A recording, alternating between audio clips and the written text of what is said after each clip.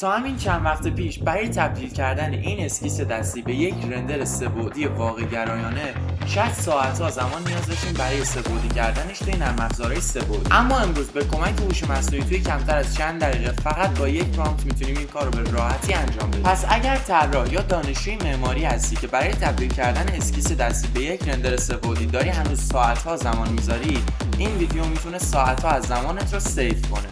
مرحله اول گرفتن عکس از اسکیسمون. برای اینکه بتونیم یه عکس خوب از اسکیسمون بگیریم از اپلیکیشن کم اسکنر استفاده میکنیم. لازم نیست کیفیتش فوق‌العاده باشه، تنها چیزی که نیاز داریم اینه که خطوط واضح باشه. هر چقدر که اسکیس تمیزتر باشه و جزئیات بیشتری داشته باشه، در نهایت خروجیمون هم کیفیتش بیشتره. در صورتی که با این ویدیو میتونید به کتابخونه پرامپت دسترسی داشته باشید. کتابخونه‌ای که هزاران پرامپت آماده و مهندسی شده رو در خودش قرار داده و شما فقط کافیه نمونه رو سرچ کنید، پیدا کنید، انتخاب کنید، کپی کنید و استفاده کنید و همین راحت. بعد از اینکه از اسکیسمون عکس گرفتیم، فقط کافیه پرامپتی که توی کپشن براتون گذاشتم رو کپی کنید. پرامپت رو به همراه عکس اسکیستون به هوش مصنوعی بدید و اینجا یه نکته مهم است که خیلی‌ها رعایتش نمی‌کنن و باعث میشه خروجی که دلشون میخواد رو نگیرن. و اونم اینه که قبل از ارسال پرامپت فقط کافیه جزئیاتی که خودت دوست داری و آخر پرامپت اضافه کنی. برای مثال بنویس سبک معماریش چی باشه،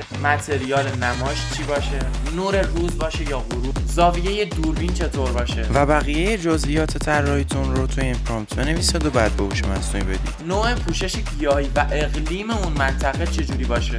همین کار ساده باعث میشه خروجی که میگیرید مطابق باشه با اون چیزی که توی ذهنتون بوده. حالا فقط چند ثانیه صبر می‌کنیم و خروجی بی‌نظیرمون رو میگیریم. همون اسکیسی که روی کاغذ بود الان تبدیل شده به یک رندر سه‌بعدی واقع گرایانه که برای ساختش نیاز نیست دیگه ساعت‌ها زمان صرف کنید. ولی داستان هم اینجا تموم نمیشه. شما با همین تصمیم میتونید یه انیمیشن ساخت و ساز حرفه‌ای هم با کمک این ویدیو بسازید. به راحتی بدون نیاز به گرفتن صدها فریم رندر و تنها به کمک هوش مصنوعی. اگه معماری و نمیخوای از دنیای مدرن معماری عقب بمونی، حتما کانالمو سابسکرایب کن و ویدیوهای بعدی رو دنبال کن. چون توی هر ویدیو ابزارهای کاربردی که به درد ما معمارا میخورن و معرفی میکنن و همین میتونه ساعت‌ها از وقتتون رو سیو کنه.